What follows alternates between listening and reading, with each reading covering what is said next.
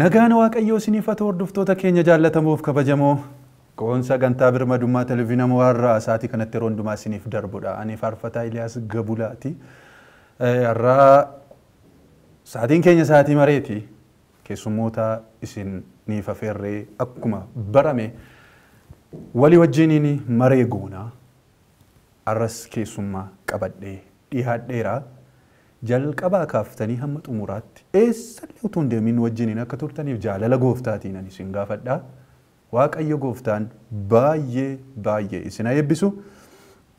Tole yeroo darbe keessummaa tokko wajjiniin maree gooneerra har'a kutaa lammaffaasaadha kan nuti itti fufnu. Obboleessa keenya hojjetaa wangeelaa Biiniyaam Jiraata tajaajilaa waldaa guutuu wangeelaa head office irraa tamsaasa wangeelaa irratti akka guutummaa biyyattiitti tamsaasa wangeelaa irraa nama hojjetaa jirudha. Isa wajjiniin maree yeroo darbe goonee turre har'a kutaa lammaffaasaatti fufna. Jalqaba dura wangeelaa baga nagaadhaan dhufte siin jedha. Baga nagaan dhufte. Waaqayyo gooftaan baay'ee si haa eebbisu. Yeroo kee aarsaa gootee iddoo kanatti argamtee saba keetii fi ergaa dabarsuudhaaf waan tole jettee nuuf argamteef Waaqayyo gooftaan maatii keef tajaajila kee haa eebbisu. Tole hordoftoota keenyaa yeroo darbee waan irratti mari'annee walitti dhufeenya tajaajiltoonni waldaa kiristaanaa gidduu jiru. Tajaajiltoonni waan isaan irraa eegamu gochaa jiru kan jedhu irratti qabxiilee sadan wayii tokko irratti kan nuun walii wajjiniin mari'ataa turre. Waa'ee yerootti fayyadamuu. Yerootti fayyadamaa jiru tajaajiltoonni keenya yeroo kanatti immoo akkamittidha kan isaan fayyadamaa jiranii. Inni biraan immoo tajaajiltoonni yeroo har'aa wantoota adda addaa isin fayyisaa kana isinii godhaa san isinii godha jedhameetu bifa horiitiin gurguramaa kan jiran bifuma saamichaa yoo jenne kan nun sobsiifne bifa kanaatiin tajaajiltoota maqaa tajaajiltootaatiin guyyaa har'aa kana saba keenyaa irratti miidhaa uumaa jiran dhaloota guyyaa boriif illee sodaachisaa kan ta'aa jiru kana maal gootu waldaan kiristaanaa akkamidha wanti kun sirriidha waan jedhamu walii wajjiniin mari'ataa turre. Akkasumas immoo tajaajiltoonni konfiraansii yookaan immoo qophii adda addaa irratti waldaan kiristaanaa iddoo garaagaraatii gaafa ishee waammattu kan jalaa badanii kan geeddaranii dhufaa jirra jedhanii bilbila kan jalaa cufan baay'ee isaanii jiru. Yeroo baay'ee gungummii guddaatu jira waa'ee kanaa irratti maal gochuu qabdi waldaan kiristaanaa tajaajiltoonni akkas yoo sirrii hojjetaa jiru isa jedhu irratti wajjiniin mari'ataa turre bareechinee. Waaqayyo gooftaan sin haa eebbisu warri yeroo sana turtanii sagantaa kana warri hirmaattaniittu waan guddaa akkasiin irraa argattan abdii guddaa qabna. Shakkii hin qabu.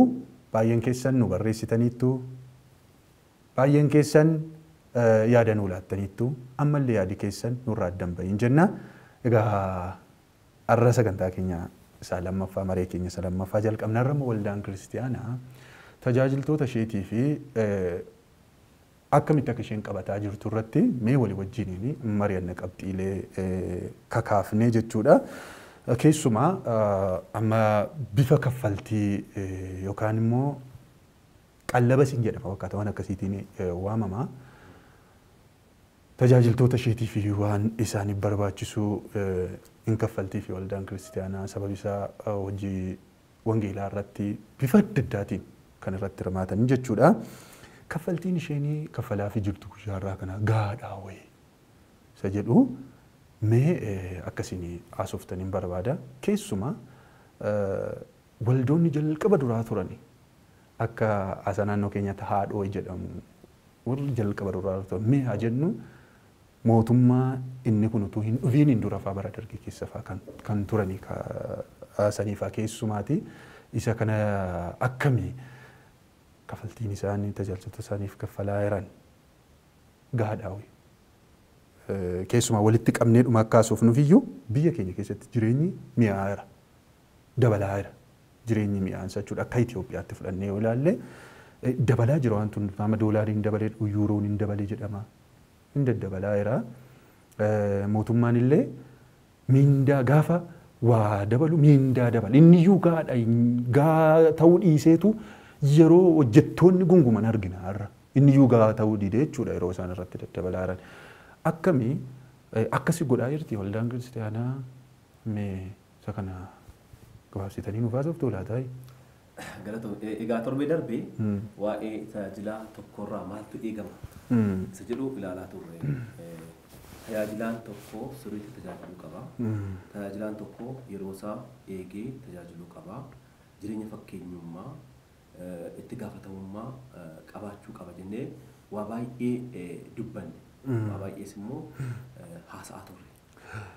Baay'een isaa dubbanneera. Amma garuu gara waldaatti deebina. Waldaan immoo egaa tajaajiltootaaf waan ga'aa hin kaffaltii inni jedhamu baay'ee gaaffii barbaachisaadha keessumaa bara kana keessatti jechuudha. Kuni waldaadha waldaatti adda adda ta'uu danda'a. Waldaan hundumtuu seera mataa tokko qabdu.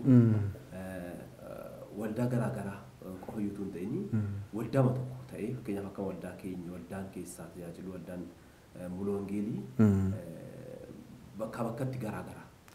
Garuu akka biyyoolessaatti immoo seera mataa keenya danda'a hin qabna. Amma gandaa kaasee ganda aanaa zoonii finfinnee kan jedhamu qo'annoodhaan qo'atamee akka kaffalamu labsiin ba'ee jira. Gara kaawunsilii biyyoolessaa karaa waldaa jechuudha. Sun gahaadha inni jedhamu deebiin fiidbaakiin isaan irraa argamu tajaajiltootarraa dhuguma immoo baay'een isaa yeroo ilaalamu gahaa ta'uu dhiisuu danda'a.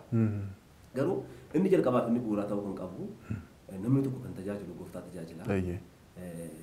Guyyaa tokko immoo waan hojjenneef waan tajaajilleef gatiin keenya inni guddaan waaqayyo bira jira. Gatiin guddaan nama hundumaatiif akka hojii isaatiitti akka dadhabbii isaatiitti nan kenna inni jedhe waaqayyo amanamaadha.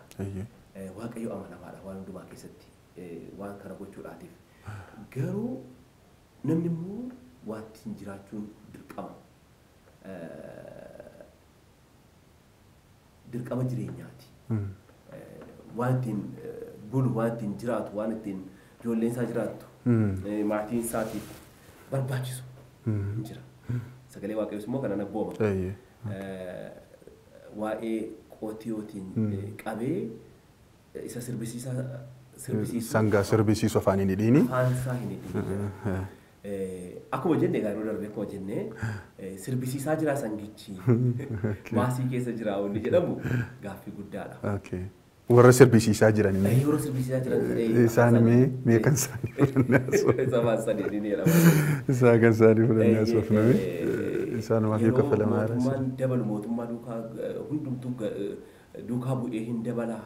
Waldaan kiristaanaa isa tokko tokko dorgommiis ta'uu hin qabu. Garuu namni tokko nama gooftaaf of kenne tokko waldaan kiristaanaa amma qabdutti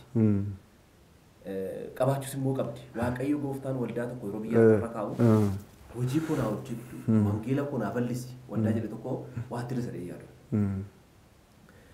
Si'a tokko tokko garuu maa inni utuma qabanii hin qabnu jedhu. Amma gamoo gurguddaatu ijaarama. Tajaajiltoota isaanii, wangeelaawota isaanii, paasteroota isaanii fudhattee gaafa ilaaltu jireenya isaan jiraatan ijoolleen isaanii mana barumsaa isaan itti baratan inni kaan mana barumsaa bareedaatti gaafa baratu ijoolleen isaanii iddoo hin taanetti gaafa baratan akkasuma kana qofa miti nyaatanii buluudhaaf yeroo isaan rakkatan uffannaadhuma isaanii irraa gaafa ilaaltu waan baay'ee nama gaddisiisudha. Hin dhabani akka hin jenne gamoo dhumti waldaa sanaa fudhattee gaafa ilaaltu waan isaan ijaaran waan isaan godhan waan isaan hojjetan gaafa ilaaltu hin dhabani iyyuu siin jechisiisu. Kana fudhattee gaafa ilaaltu maal jettaan? Dhugaa tokko badheetii fi asuma Finfinnee keessatti waan ta'e tokko mucaa tajaajilu sana baay'ee tajaajila birrii 2,000 qofa kaffaluuf. Manni kiraayes qarshii 2,000 ta'e. Gaafa kana maal godhaa maatii isaa fuudhee gara biyyaatti ergee konkolaataa fidee mi'a isaa hundumaa fe'ee dhufee waldaa keessa buufate. Egaa kunoo gooftaan tajaajila gooftaatti nuuf kennee kiraayii manaa kana ta'ee inni sinaa kaffaltan kana. Kanaaf waldaama keessan taa'e.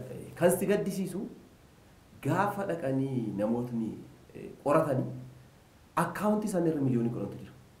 Hubadhu laa. Kun waldaama Finfinnee keessaa keessaa tokkodha. Akkaawuntii isaanii irra miliyoonii 10 jira.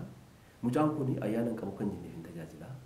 Si'a tokko tokko geggeessitootatu rakkina qaba. Geggeessitooti waldaa tokko geggeessanii waaqayyo sammuu isaanii hin bal'isuu qaba. Isaanis immoo si'a tokko tokko rakkachuu qaba. Waan jedhamu. Namni tokko rakkachuu qaba. Jireenya gadaamii jiraachuu qaba. Aadaan keenya waldootni kanaan dura biyya keenya keessatti jaarraa hedduu dabarsanii baay'een isaanii maqaa waldaa dhabuun jiru. Garuu gadaamiifaatti galuu iddoo tokko tokkotti seenuu waa nyaatanii waa hin uffatanii miindaan qabanii manatti deemanii waan argatanii ta'u. Xindoo ishee aadaan kun waldaa kiristaanaa miidheera. Dhufee galee. Inni jedhu isa tokko tokko nama yaaddessa. Kana yeroo yaadnu waan cimaan jiraachuutu irra jira. Tajaajilaan tokko amma tajaajilutti waldaan kiristaanaa isaaf maatii isaa waan ga'u laachuufin dirqama. Waaqayyoos immoo kanarraa eega.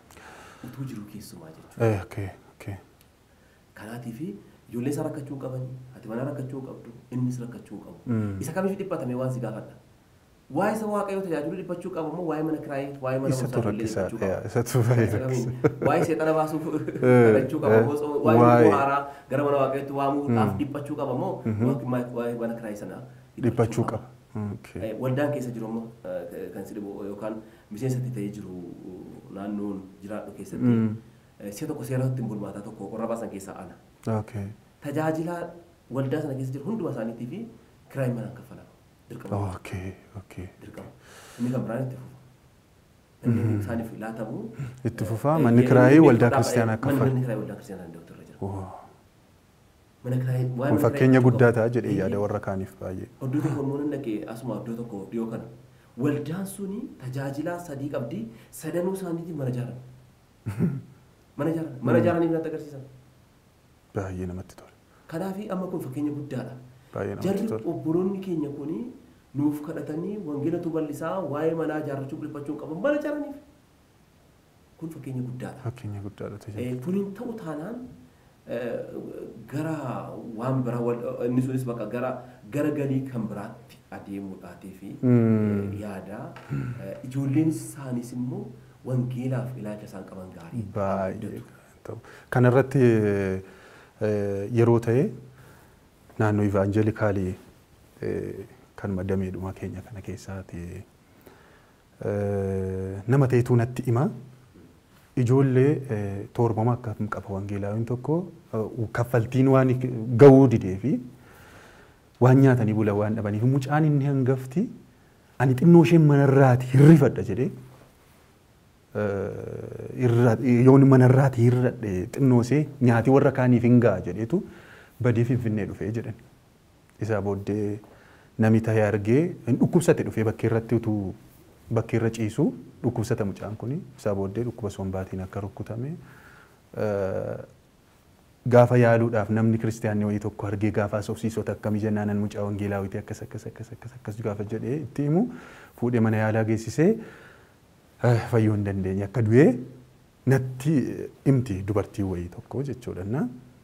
Amma kana gaafa ilaallu waldaan kiristaanaa har'a ijoollee wangeelaawotaa har'a dhiifama naa godhaati ijoollee wangeelaatota ijoolleen paasteroota yeroo baay'ee hunda isaanii jechuudha yoon baadhee amalli isaanii gaarii miti gooftaadhaaf ilaalchi isaan qaban abbaa koo iyyoomse nu iyyoomse yeroo isaan jedhan jira akkumati jette yaada kee sana wajjin kan wal fakkaatu jechuudha.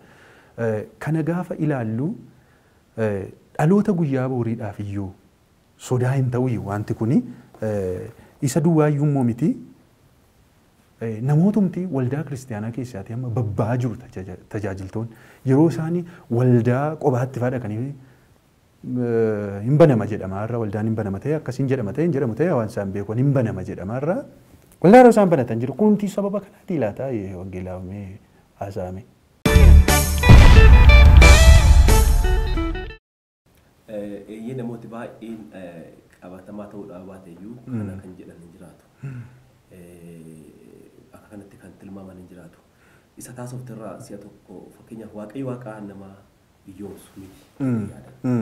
Biyya lafaarra iyyuu jira iyyuu jira. Rakkinni jira. Tajaajilaan tokko ijoollee isaa sirriitti guddifachuu qaba akka sagalee waaqayyooti. Waamamuusaa hojii waaqayyo hojjechuusaa xinnummaa isaaniitii kaasanii grassroot level achii kaasanii keessaanitti guddachuu qaba. Abbaa isaanii caalaatti namootni waamicha qaban hin jiraatu ijoollee sana keessa. Fakkeenyaaf amma isa tokko dhagayeera. Abbeen isaanii paastariidha. Ijoolleen isaanii sadanuus paastarii kan ta'an immoo jiru. Anuu namoota beeku. Kana jechuun egaa waan ta'e keessa isaanii keessa buleera. Waaqayyo isaan waameera jennee hin amanna. Namootni ba'anii waldaa bananii rakkina kanarraa kan ka'edha. Inni jedhamu akkas tokkotti wanni barbaadaga. Further investigationii barbaada. Researchii mataa isaa hojjechuu. Garuu waraqaan qorannoo tokko dubbiseen ture isa tokko. Waldaan haaraa banamu baay'ee isaa yeroo ilaalamu waraqaa qorannaa kana kan hojjete obboleessa keenya Asfaa Hordofaa kan jedhamu tokkodha. Inni fiilii isaatti eebbifame. Waldaa haaraa si'anaa irratti hojjete. Harka dhibba kee dhibba eenyutu qarshii sana busha. Yeroo jedhamu isa bane sana. Waldaan hin banamu akkuma ta'e. Waldaan hin dhaabama. Waldaan hin dhaabama malee hin banamu. Baname inni jedhamu kuni sagantii gaarummaa hin qabu. Waan tokkorraa waan tokkotti deemisa jedhutti nama geessa waan ta'eef.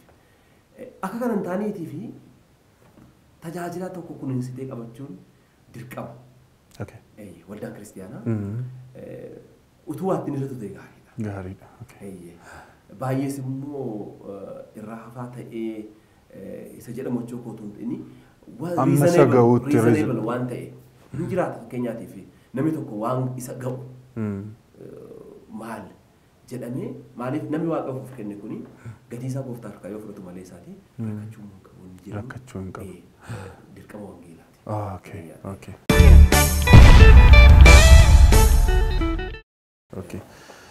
Waaqayyo gooftaan baay'ee si haa eebbisu. Ammas itti fufnee dhuma walii wajjin haasofna.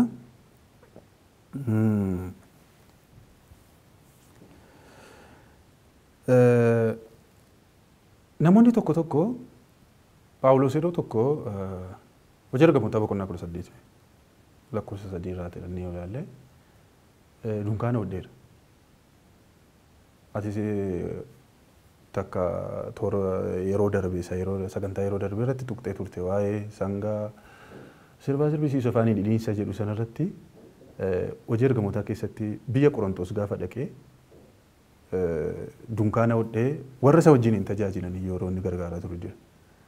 Isa kana tajaajilaanii har'asii akka isaa sana gochuu qabaa kan jedhan jiru. Jedhanii kanaa isaan jiru. Akka jechuun hojii hojjechuu qabaa, hojii biraa hojjechuu qabaa, akka godhe tajaajiluu qabaa kan jedhan jiru. Akka dooktiriinitti yookaan akka seera wayii tokkotti wanta kana fudhatnee hojjechuu qaba jechuu dandeenya. Wanti kun sirriidhaa ilaalchi namoota akkasii kun sirriidhaa wayii see kan akkasii naasoftan barbaada. Hojii argamootaa boqonnaa 18 sana keessatti Paawulos yeroo inni dunkaana hodhuu isaa ilaala.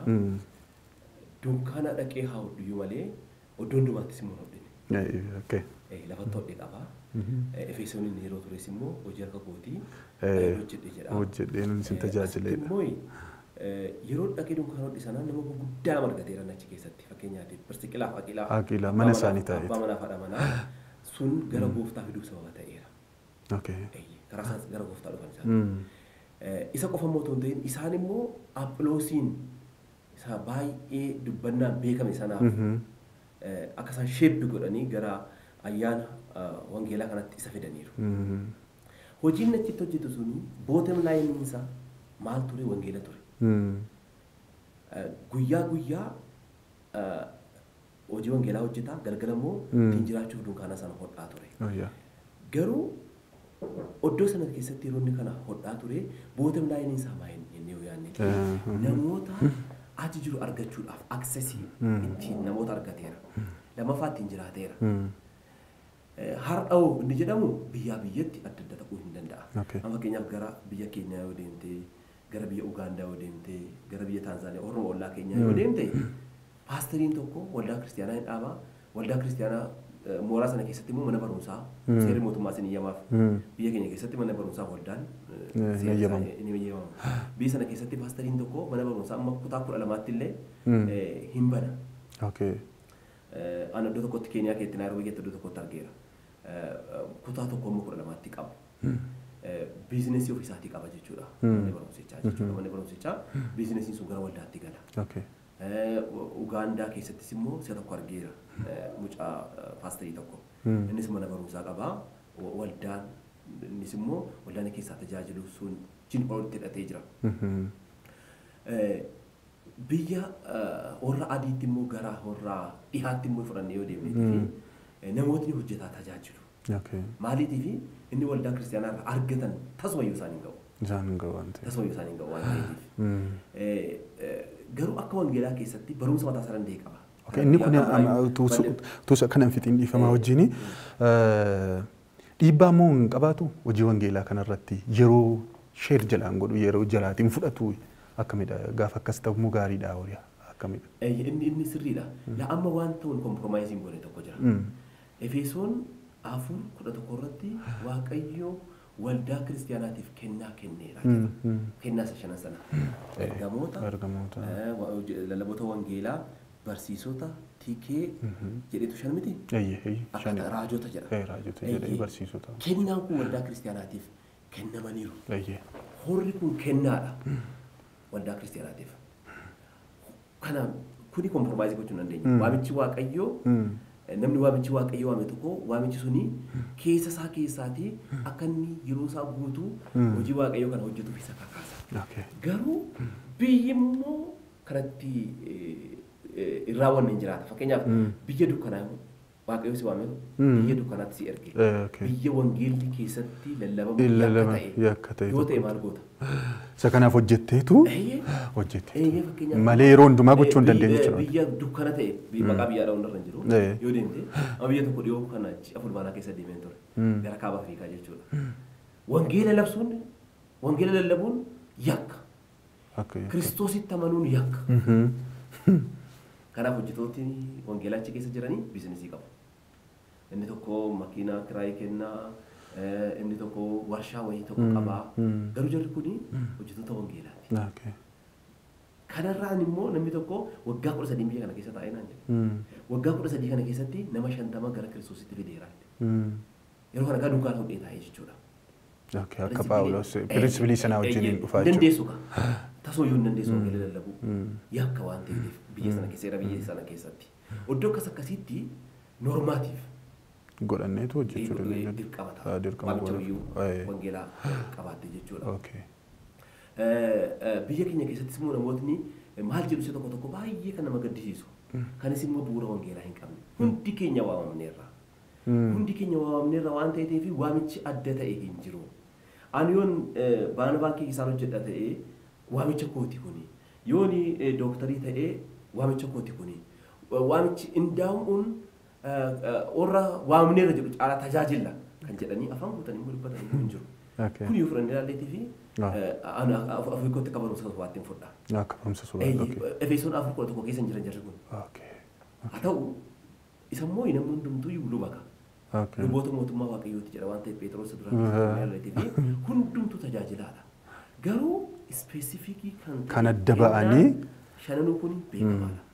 Inni tamma jette kun inni dunkaana hodhuuni lafti itti barbaachisu jira. Iddoon itti akka nama nutti jechuudha. Biyya itti barbaachisu jira. Biyya wangeela fudhattee seenuu hin dandeenye biyyuma keenya keessaa yoo jechuudha. Dunkaana hodhuudhaanii irrisaas yookiin immoo bootam laayiniin isaa namoota baay'ee gara Kiristoositti fiduu yoo ta'e inni kun fudhatama qaba. Sagalee Waaqayyoos immoo hin deeggera. Ergamni keenya amma daangaa lafaatti deemuudha waan ta'eef. Garuu yoo gaafa fakkeenyaaf namni tokko guutummaatti dunkaana hodha yoo ta'e isa kan biraaf immoo yeroo argataaf yeroo kan biraaf immoo argataaf inni jedhu immoo gaafa biraa. Kana fashalsiisuutii fi maal gochuutu nurra jira jedhee yaada'anii waldaan kiristaanaa waan tajaajilaa tokkoof ga'u kaffaluu qabdi. Kaffaluu qabdi. Waaqayyo gooftaan baay'isina eebbisu kanaaf iddootti barbaachisuu qaba. Iddootti waldaan kiristaanaa immoo iddoo isheen jirtutti galmi isaa wangeela kan ta'e dunkaana hodhamuun barbaachisu jira. Waaqayyo baay'ee si haa eebbisu guddaa eebbifami. Tolee Iseedhuma walii wajjin hin hime mari'anneetu sagantaa keenya gara xumuraa dhannaa jechuudha. Mee waa'ee dhimma gara faarfannaa gaanii isin faarfaddaa maansaa gara dhimma faarfannaatti immoo dhufname isa kanarratti deebii gaa anaaf karaa koo deebii gaa argadheera. Isa amma keessumaati waa'ee dunkaana hodhuu kanarratti deebii gaa argadheeraan. Hordoftoonni keenya illee akkasuma deebii gaa baay'ee argataniiru yaada. Faarfataadhaaf akkamii amma faarfataanii kennaa warra kaffalamanii fi kana keessaa maaliif hin kaffalamuufiin hin danda'amaa wayii iddoo tokko tokkoon kaffalamaa iddoo tokko tokkoon kaffalamuu normaalee lallabdoota paasteroota warra akkasiitii fi hin kaffalama hin agarra faarfannaa tokkoof yookaan faarfattuu tokkoof garuu iddoodhaa garaagaraa iddoo tokko tokkoon kaffalu iddoo tokko tokkoon kaffalanii maaliifidha akka ta'e amma gaaffii baay'ee barbaachisaadha kun. Gaaffiin kun gaaffii namooti baay'een isa tokko tokko kaasanidha. Ani immoo gaaffii bu'uuraan immoo si gaafadha deebiin. Gaaffiin bu'uuraan kun maa inni faarfattooti fakkeenyaaf sila dubbadheera. Kennaan shanan waldaa kiristaanaaf kennaman kun jira. Namootni lubootni kan barsiisoti jiru, ergamooti jiru jedha, raajotni jiru jedha, akkasumas immoo warri wangeela lallaban jiru jedha, tiikseen jira jedha sagalee waaqayyoo keessaati. Egaa faarfattootni kun faarfannaa isaanii qofatu bahee argame moo kennaa bu'uuraa waaqayyo waldaa kiristaanaaf kenne kana keessaa qabu? Inni jedhu gaaffii bira. Maaliif baay'ee isaanii biyya keenya keessatti kan faarfattoota jedhee waamana turanii amma warreen gariin paasterootaa, gariin hojjettoota wangeelaa kadhatamee fi yookaan immoo muudamanii waldaa kiristaanaa keessatti kan qabamanii jiran jiru. Faarfataan tokko ba'aansaa gara waldaa kiristaanaati yoo ta'e baay'eensaa namoota faarfannaa isaanii namooti baay'een gara wangeelaa dhufanii yoo ta'e yookiin hin dhosse waldaatti harkaan kennu dhaqee waldaa jinii akka waldaatti qabuun barbaadu jedhu yoo bakkate malee ani namoota akkuma kanatti ilaalee tarii namootni kun waaqayyo isaan waamee gara hojii isaatiitti bal'inumaan mootummaa isaanii wangeela lallabaa hojii tokkummaa hojjechaa inni faarfannaan kunis immoo jiraatee itti fufan utuu barbaadaa jiru isaan garuu gara faarfannaatti luucceeffatanii baqatan jiru kun gaarummaa hin qabu keessa isaanii keessa kennaan jiraachuu danda'a. Kana namoota waldaa kiristaanaa sana keessattuu irratti dhama'ee namni kun nu barbaachisa. Kennaansaa namni kun lallabaa wangeelaati. Namni kun barsiisaa wangeelaati. Namni kun tiikseedha. Garuu faarfannichas immoo nu faarfatu garuu kennaa gama kanaan jiru waldaa kiristaanaa haa hojjetu.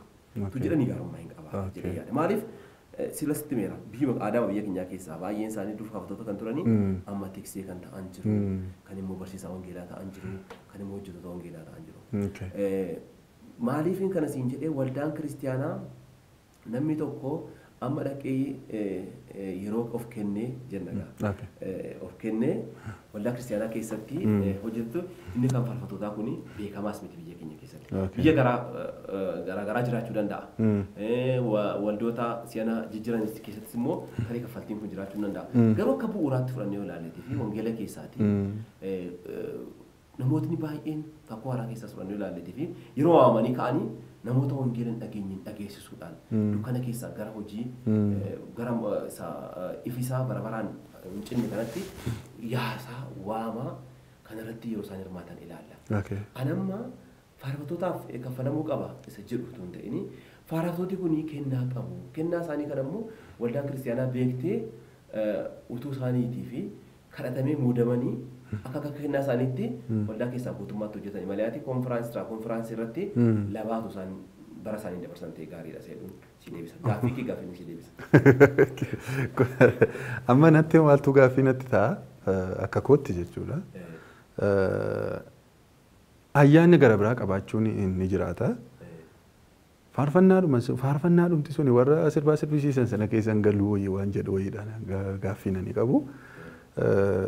Sababi isaa utuu isaan faarfatanii faarfannaan utuu faarfatamuu yeroodhaan namoota cituu yeroo namoonni dachaanii gooftaatu isaan fudhatanii jireenyi namootaatuun hiikamuu in agarra hin argama. Amma immoo ittumaayyuu amma konfiraansota adda addaa gaafa deemtu yookaan waldaan kiristaanaa tokko gaafa isheen konfiraansii qopheessitu kan gaafataman iyyuu isaaniidha. Kan barbaadu namni waa irraa argateeti jedhee yaada waan inni kan isaan barbaaduuf jedhee yaada faarfattoota jedhee yaada. Kanaaf akkamiin warra akka kennaa ofiisaa qopaasaa ta'e tokkotti maaliif fudhatamuu dadhabeedha gaaffiin ani qabu.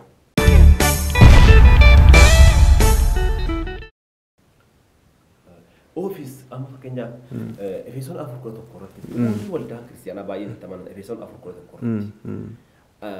irratti ofiisii sun ofiisiin shanan sanaa ofiin shanan sana iyyuu kan si'a tokko fudhannee jiraatu shananuu isaanii kan muraasa kiyyaa fudhatanii muraasa dhiisan jiraatu garuu waldaan keessa jirutti shananuu isaanii fudhannaa amma isa kiyyaa faarfannaa kan jedhu jiruu namooti baay'een jarri kuni waamicha waaqayyoo isaan waame addan baafanne gara faarfannaatti luucca'an maleessaati. Eega namooti faarfannaan qophaa isaan dhaabbatu jechuudha. Qophaa isaatti historikaalii of keenyaatii fi yoo ilaalle adeemsa waldaa kiristaanaa keessa fudhannee ilaalletee fi Phaawulos fi Sillaasiyyuu gaafa faarfatanii jedhaan namootarraa hiikame tarii isaanis faarfattoota turan ta'a akkas taanaan immoo gara jitti nu geessa ka'a. Garuu hojii isaanii mul'atu hojii ergamummaati.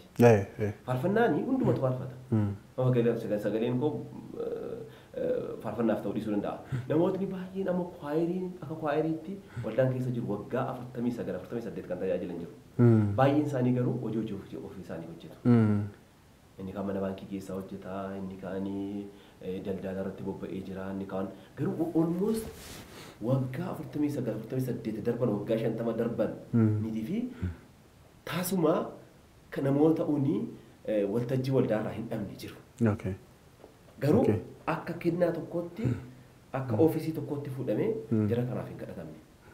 Faarfannaanii gatii qabachuu qaba irratti. Sigadara faarfannaadhaan hojiin hojjetamu jechuudha. Faarfannaadhaan dinqiin hin ta'a. Faarfannaadhaan namooti baay'een gara wangeelaa kan dhufan jiru. Faarfannaa dhaga'anii kan gooftaa fudhatan namootni hedduun jiru. Garuu yoo fudhannee ilaalletee fi akka nama siin jedheedha. Ofiisii kana keessaa ala. Garuu ala yeroo jedhu achi keessaatii kennaa sana keessaa tokko ta'uu danda'a. Kanarran jedhin faarfataamti sun ani hojjetaa wangeelaati waaqayyo na waameera. Ani tikseedhaa waaqayyo na waameera. Maaliif hin jedhuudha. Yoo waamicha qabaate. Yoo waamicha qabaanne immoo hojii isaa hojjechaa faarfannaa duwwaa. Amma faarfannicha tuugaa amma gaaffiin koo faarfannichi yeroo gaafata. Akkuma lallabaan tokko yeroo isa gaafatu isa kan isaatiyyuu yeroo irraa gaafata. Akkamiin naan jedhe. Dubbisuu qabaa kadhachuu qaba akkuma wangeelaawwan tokko kadhatu dubbisuu qabaa kadhachuu qaba.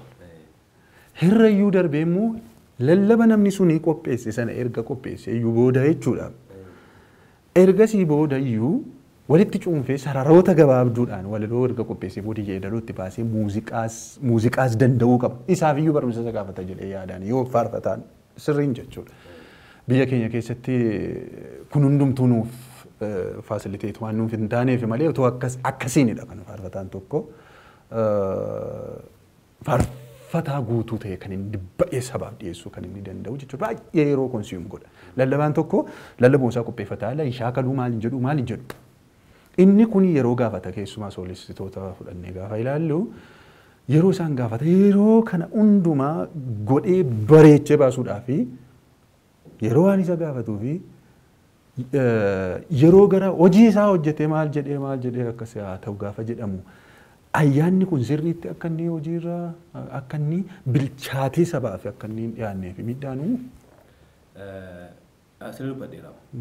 Ilaa amma ba'aa qaba taanaan ilaa amma inni itti nattumaa jirtu kuni ba'aadhaani. Ba'aa qaba. Ba'aa wangeelaa qabaachuudha.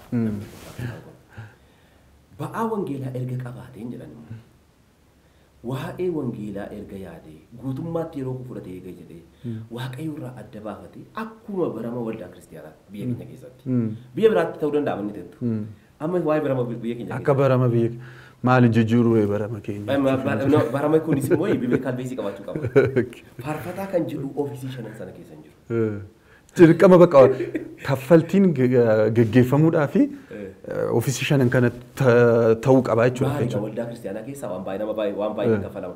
Waldaan kiristaanaa waardiyaaf hin kaffalu. Waldaan kiristaanaa namoota muuziqaa taphataniif hin kaffalu. Si galeera? Muuziqaa taphataniif. Garuu bibilkaal hin qabnu jechuudha. Miti gaa kuni amma waa'ee isa kennaa kanaaf miti wanti kun. Silumayyuu jedheera. Yeroo guutuu isa gaafata taanaan namni kuni kennaa qaba jechuudha. Kennaan isaa kun immoo yookaan lallabaa wangeelaa ta'uu danda'a, yookaan barsiisa wangeelaa ta'uu danda'a, yookaan tiksee waldaa kiristaanaa ta'uu danda'a. Kanaatiif namoota faarfattoota naasuus jira ofii koof dhuunfaa kootti. Akkasumatti yeroo ilaalu namoota waaqayyoo hojii isaatti isaan waame ta'uusaa adda baafadhee maaliif waldaa kiristaanaa keessatti namoota naasuus jira personaalii. Kun rakkisaadha. Ani haxaan waldaa kiristaanaa keessa dhaquu kanan barbaadu namni naan jedhe jira. Mallee biyya kana keessa jiru. Siirasii kan taa'ee jiraasee jira. Kuni gara kibbaa biyya keenyaa gara kibbaa naannoo Hawaasaa naannoo iddoo garaa fudhattee ilaalte namoota kanaan dura baay'een isaanii faarfattoota jedhamu paastoroota kan ta'an jiru hojjettoota wangeelaa kan ta'an jiru kallattii biyya garaatiin immoo fudhannee ilaalle biyya keenya keessaa immoo namoonni baay'een faarfataadhaa waan biraa keessan galu waldaa kiristaanaa keessa naqoo konfiraansii qofaan tajaajilee jiraata. Ta'uun qabudha. Konfiraansiin olii waldaa kiristaanaa waltajjii irraa faarfachuudhaan olii waaqayyo kennaa keessaanii keessa kaayera jedhee yaada.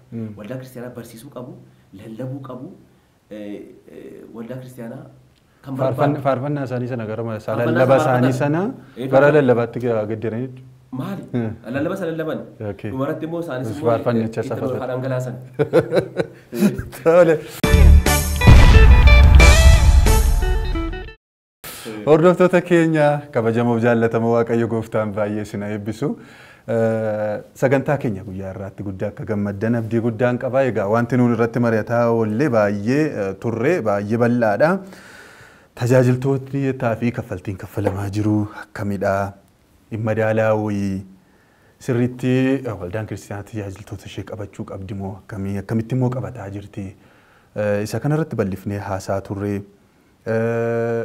Akkasumas dunkaana hodhuuni tajaajilaa ture Phaawulos. Har'as tajaajiltoonni akkas gochuu qabu. Hojii biraa hojjeta.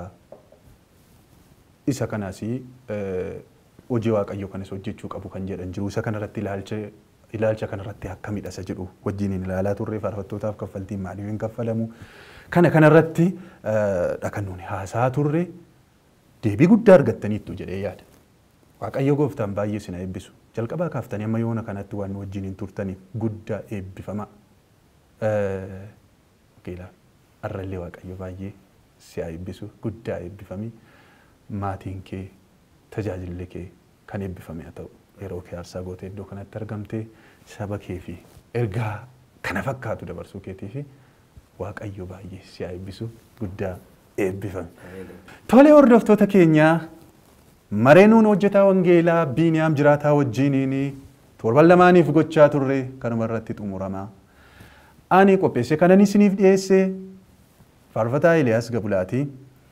Akkasumas ogeessi kaameraa obboleessa keenya Dassaaleny Hirphoo akkasumas production manageriin Henook Asraatii wajjiniin kan wajjiniin turan Waaqayyo Gooftaan baay'ee isaan eebbisu.